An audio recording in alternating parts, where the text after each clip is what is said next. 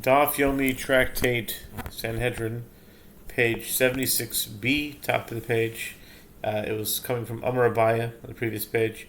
76b now, Hachikamar, top of the page, with the words Hachikamar, Ezehu Ani Rasha Arum, Ze Hamashahe Bito Bogeres, Biam Rav Kahana Mishum Rabbi Kiva. Habizar Hayoetzcha Lefi Darko. This is what Rav Kahana is saying. Who is a pauper who, due to his poverty, becomes a conniving wicked person? This is one who delays the marriage of his daughter to a grown, marriage of his daughter who is a grown woman. And Rav Kahana says, in the name of Rabbi Akiva, beware of one who advises you according to his own interests, as he is likely motivated by personal gain. Amar Rav Yehuda Rav Hamasi es bito lezaken vehamasi shalivnoi koton vehamachzir aved al-nochri Arav kasavai v'laman savois harava es hatzimeo lo yove Hashem solach lo. Rav Yehuda says that Rav says one who marries his daughter to an old man, and one who takes a wife for his minor son, and one who returns a lost item to a Gentile. Again, not my words, just the Talmud. I'm not advocating anything, I'm just reading it. Disclaimer. Are all individuals who are the cause of sin. Marriage to an old man or a minor leaves the woman unsatisfied and is apt to lead to licentiousness. One who returns lost property to Gentiles adds to the property that they stole from Jews. Okay, this is just a reaction to the fact that Gentiles stole a lot from Jews back in those days. With regard to each of them, the verse states, lest there should be among you a man or a woman whose heart turns away this day from the Lord, saying, I will have peace, even though I walk in the stubbornness of my heart, that the quenched shall be added to the thirsty. The Lord will not be willing to pardon him. Deuteronomy 29, 17 through 19. Me'esvei ha'oyev es ishto kegufoy. Ve'mechabda yoysim meguffoy. Ve'amadrich bono v'noisav k'derech yishara. והמסיון סמוך לפרקון על הכסוביימר וידעת כי שלום אוהליך ופקדת נביך ולא תחתה. סמוך לפרקון שני. The Gemara raises an objection to one element of the ruling of Rav from Braita. One who loves his wife as he loves himself, and who esteems her by giving her clothing and jewelry more than he esteems himself, and one who instructs his sons and daughters to follow an upright path, and who marries them to appropriate spouses adjacent to their reaching puberty, ensures that his home will be devoid of quarrel and sin. Concerning him, the verse states, and you shall know that your tent is in peace, and you shall visit your habitation, and shall miss nothing. Job 5:24. The Braita indicates that it is a mitzvah to marry one's children to appropriate spouses while they are young. Contrary to the statement of Rav, the one who takes a wife for his minor son causes sin. The Gemara replies, adjacent to the reaching puberty is different from marrying her to a minor, as there is no concern that his daughter will sin during the brief period until her husband reaches puberty. Okay, Tanu Rabbanan. Tanu Rabbanan. Tanu Rabbanan, Rabbanan. Tanu Rabbanan.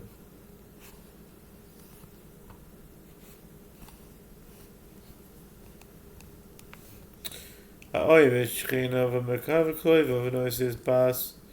Ha'choyse v'mal v'sel ha'oni v'shas doicha koi. All of v'zvoimer. The sage is taught one who loves his neighbors and one who brings his relatives clothes, and one who marries the daughter of his sister, an example of a woman he knows and likes before taking her as a wife, and one who lends a selah to a poor man at his time of need, when he has no alternative source of funds. With regard to each of them, the verse states, break your bread for the hungry, and the poor that are cast out bring to your house. When you see the naked, you shall clothe him, and hide not yourself from your own flesh. Then you shall call, and the Lord will answer. You shall cry, and he will say, here I am. Isaiah 58, 7 through 9. Tanu Rabbanan oisai v'esehen, oisai v'es achas mehen. Divrei Rabbi Shmuel, Rabbi Kiva Omer, oisai v'shtehen. The sages taught with regard to the verse, and if a man takes a woman and her mother, it is lewdness. They shall be burned with fire, both him and them, and there shall be no lewdness among you. Leviticus 20:14. What is the meaning of both him and them? It means him and one of them, as one woman is his wife. He is liable for engaging intercourse with the other woman. This is the statement of Rabbi Yishmael. Rabbi Kiva says it means him and the two of them. My benayu, Marabai mashmaut, dorshim ikabanayu. The Gemara asks, what is the difference between them? Clearly, Rabbi Kiva does not hold that his wife is punished when he engaged in intercourse with her relative. Abaye says the difference between Rabbi Kiva and Rabbi Ishmael is with regard to the interpretation of the meaning of the verse. Rabbi Ishmael sofer oisoi v'esen, oisoi v'sachas mehen, shekem b'lashin yavoni korin lachas heina.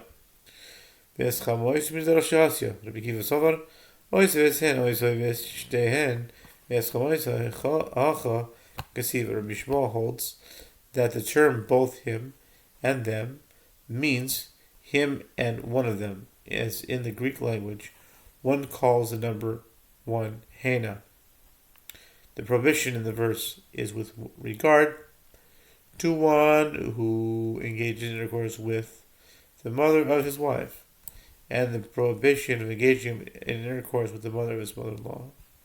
The mother of his mother-in-law is derived through an interpretation of the verses and is not written explicitly in Torah.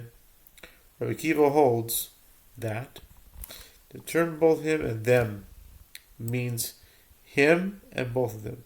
The prohibition in the verse with regard to one who engages in intercourse with his mother-in-law, and the prohibition for engaging in intercourse with the mother of his mother-in-law is also written here explicitly. Rava Omar, Chamoisoi lachar misa ikaminayu. Rabbi Shmuel Amar Chamoisoi lachar misa b'sreifa. Rabbi Kiva Sofer es sur Rabbi Amar. Rava says Rabbi Shmuel and Rabbi Kiva agree that the prohibition with regard to the mother of his mother-in-law is derived through interpretation, and the difference between them was with regard to one who engages in intercourse with his mother-in-law after the death of his wife. Rabbi Shmuel holds that one who engaged in intercourse with his mother-in-law after the death of his wife is executed by burning. The verse indicates both him and one of them, meaning that he is liable to be executed by burning, even if only one of the pair of his wife and his mother-in-law is alive. In other words, when his wife is deceased and he engages in intercourse with his mother-in-law, Rabbi Kiva maintains that in that case one violates a mere prohibition and is not liable to be executed. And now we start a new Mishnah.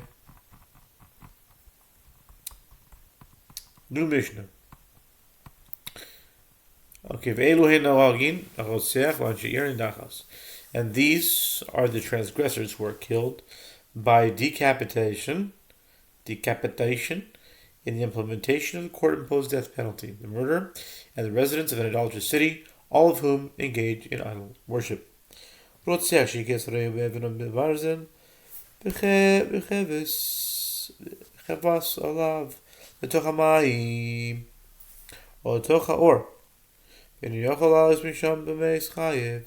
Mishnah elaborates, in the case of a murderer who struck another with stone or with iron, or held him in the water or in the fire, and the victim could not extricate himself from there, and he died, the murderer is liable to be executed. Okay. dachvo l'toch hamayim or l'toch haor v'yochel las misham b'meis potter shisa bo es hakelev shisa bo es hanachash potter hishich bo es hanachash Rabbi Yehuda b'chayev v'cham b'hashrin. If one pushed another into the water or into the fire, that person could have extricated himself from there but failed to do so and he died, the one who pushed him is exempt from punishment by court, as he caused the death but did not actually kill the victim. He did not actually kill the victim. For the same reason, if one set a dog against another and the dog killed him, or if one set a snake against another and the snake killed him, the one who set the dog or the snake is exempt from the punishment. He embedded the snake's fangs into... If he embedded the snake's fangs into another and caused the snake to bite him and kill him, Rabbi Yehuda deems him liable to be executed as he is a murderer, and the rabbis exempt him as they maintain that he indirectly caused the individual's death. It was only indirect. Okay, the Gemara. Amar Shmuel. Okay, no, we'll start the Gemara in a different realm. The Gemara says, Amar Shmuel, Shmuel said, the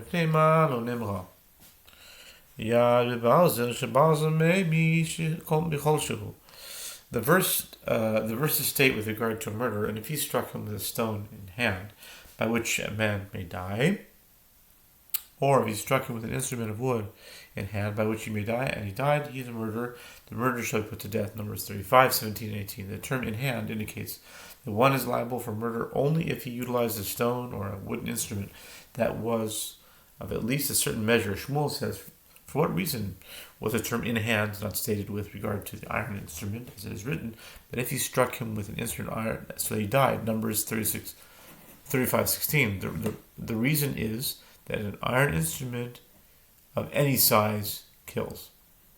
Okay.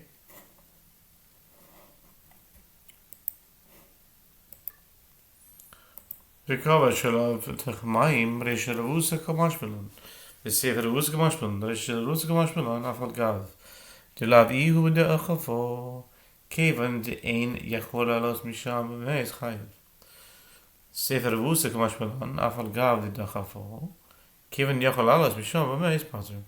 The Mishnah teaches, or if he held him in water, and that the other person died, if the murderer is liable. The Gemara comments, the first clause of the Mishnah teaches us a novel element, and the latter clause of the Mishnah teaches us a novel element. The first clause teaches us a novel element, even though it was not he who pushed the individual into the water, since he held the victim, and the victim could not extricate himself from there, and he died. The one who held him in the water is liable to be executed. The latter clause teaches us a novel element, even though he pushed the individual into the water, since the victim could have extricated himself from there, but failed to do so, and he died.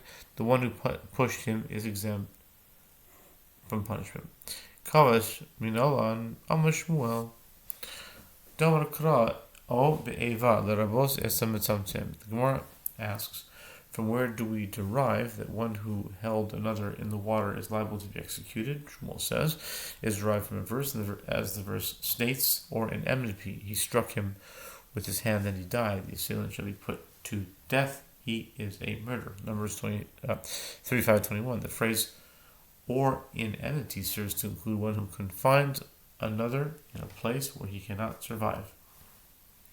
Hahu gavra did tzamtzeme Lechavsa, Lechavsa, Lechavre Bishimsha, Umesa, Ravina Machayev, Rav Rav Pazer. There was a certain man who confined the animal of another in a place in the sun, and it died from exposure to the sun. Ravina deemed the man liable to recompense the owner as though his action caused the death of the animal. Rav Yaakov deemed him exempt from recompensing the owner, as it was not his action that caused the death of the animal. Ravina Machayev v'kal v'choymer marutziach shelo asabo shogeg kemezid vo'es kerotzoin chayev bo es hamitzamtim. The Gemara elaborates, Ravina deemed him liable to recompense the owner as he derived it by means of an a fortiori inference, just as with regard to a murderer where the Torah did not render the legal status of one who kills unwittingly, who is exiled, like that of one who kills intentionally, who is executed, and did not render the status of one who kills due to circumstances beyond his control, who is exempt from punishment, like that of one who kills with intent, who is liable. Nevertheless, the Torah rendered one who confines another in a place where he cannot survive liable to be executed, even though he did not perform any action. An action.